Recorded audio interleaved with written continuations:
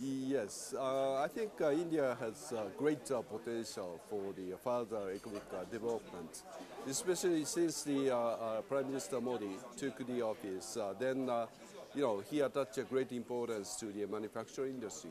I think his policy is correct. I mean, you have a huge young population, and that the Indian government has to provide the job opportunities for them, and by utilizing such a big young population, India will be able to continue to grow. And currently, the growth rate 5.5%. That must be double. That's you have a great potential, but the point is to utilize those workforce as much as possible. At the same time, the important point is Indian's economy, Indian's manufacturing industry to be incorporated into the world supply chains. Otherwise, it's not easy to sell their own products, made in India. These are final products made in India, or we will sell those products to the world, because it is one way. But the another way is parts and components. Those things are incorporated into the final product. That's one assessment from my from my point. I think India has a great potential for the manufacturing farm. Actually, when my organization was organizing the business conference in India last November, I emphasized the importance in order to make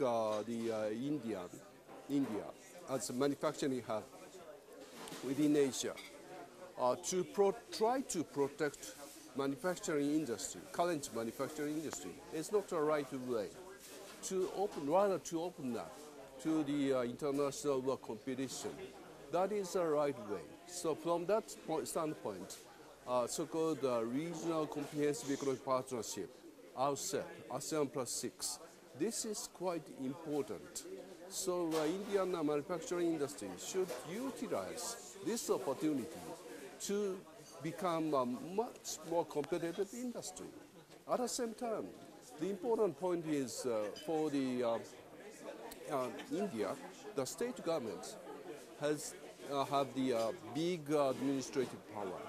I heard 90% of the administrative procedures are controlled by the state government.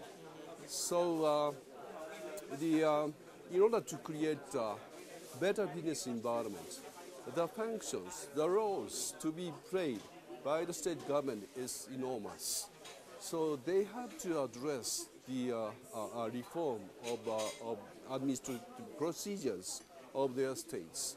From the standpoint of federal government, so to create the competition among the state governments, actually my organization attaches great importance to some states, not all states, to some states. We are picking up the states which we should allocate our resources to promote trade and investment between Japan and India.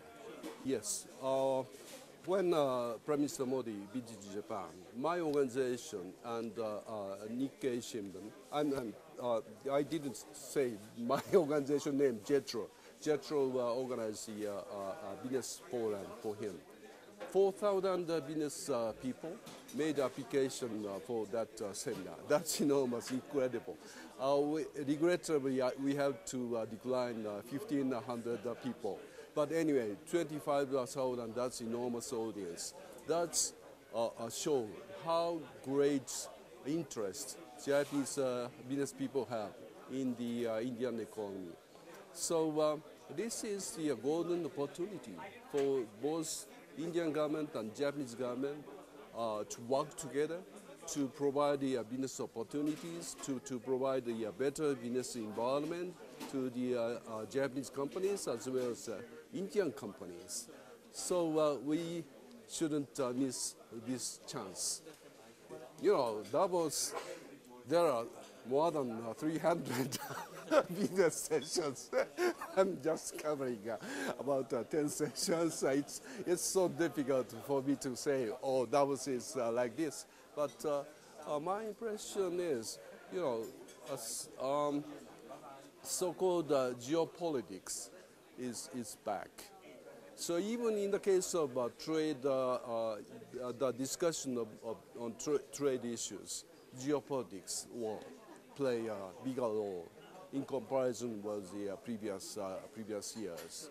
For example, in the case of TPP or TTIP or RCEP, the government leaders are thinking about geopolitics as well as the economic value.